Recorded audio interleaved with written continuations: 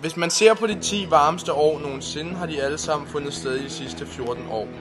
Det varmeste har været i 2005.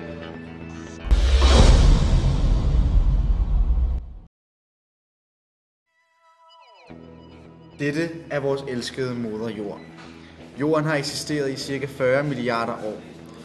Mennesket har i mange millioner år beboet den planet. Jorden er beskyttet af ozonlaget, som forhindrer solens farlige stråler i at trænge igennem. Jordens atmosfære består af mange forskellige stoffer. Her er 77% kvælstof, 21% ilt, 1% argon og 0,038% carbondioxid.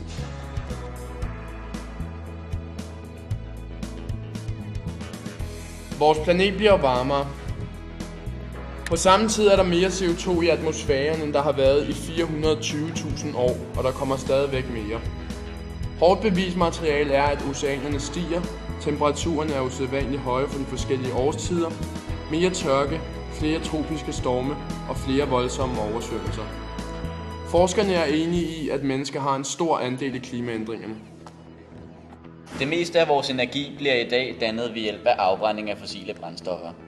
Det alene gør mere skade på jordens helbred end noget andet menneskeskabt nogensinde har gjort. Afbrændingen af de fossile brændstoffer har 88% andel i de drivhusgasser, som fremskynder den globale opvarmning. Vi har brug for energi til at fungere optimalt, og vi har brug for de penge, det medfører.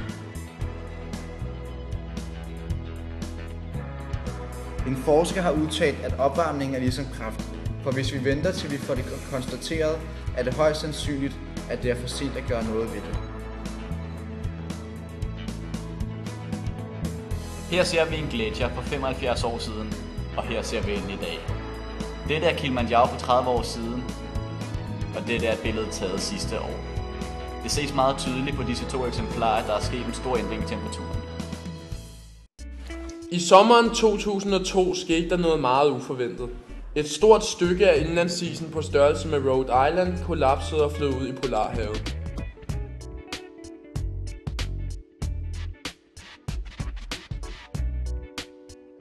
Forskerne var forbløffede. Der skete noget besynderligt med is overalt i verden.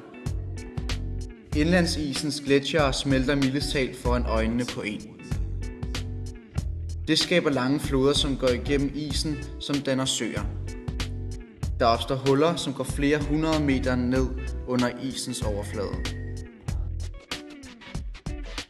En udregning lavet af førende forskere inden for global opvarmning har regnet lidt på stigningen af temperatur sideløbende med årenes løb.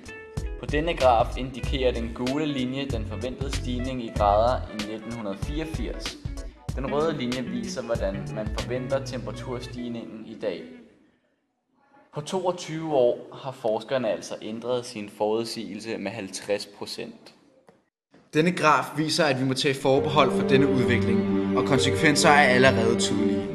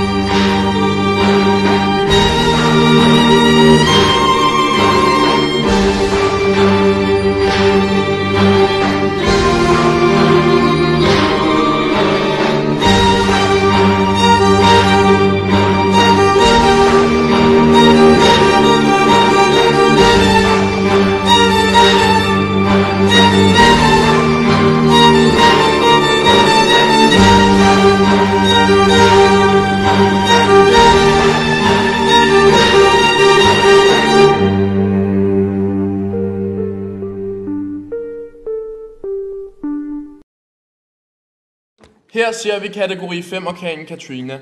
Den ramte den amerikanske golfkyst i slutningen af august 2005. Dette skulle vise sig at være den mest ødelæggende og tropiske orkan, som nogensinde har ramt USA. Værst gik det ud over det fattige New Orleans, Louisiana. Der blev ødelagt for ca. 500 millioner danske kroner. Mindst 1836 mennesker blev dræbt, mens orkanen hærgede. Meget tyder på, at den globale opvarmning har haft skyld i, at sådan en gigantisk orkan blev skabt. Hvis opvarmningen fortsætter, snakker vi ikke kun tusinder menneskeliv. Vi snakker muligvis millioner. På The Chandler Islands var det også tydeligt at se, at Katrina havde været forbi.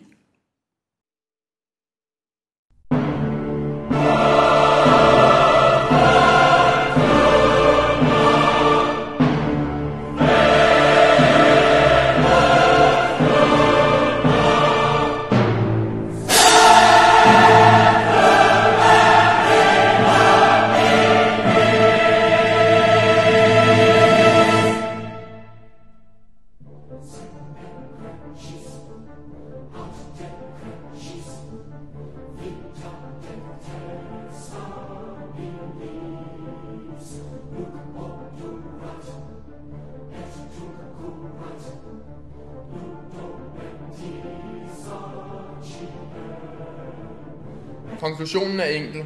Vi bliver nødt til at gøre noget ved dette verdensomspændende problem.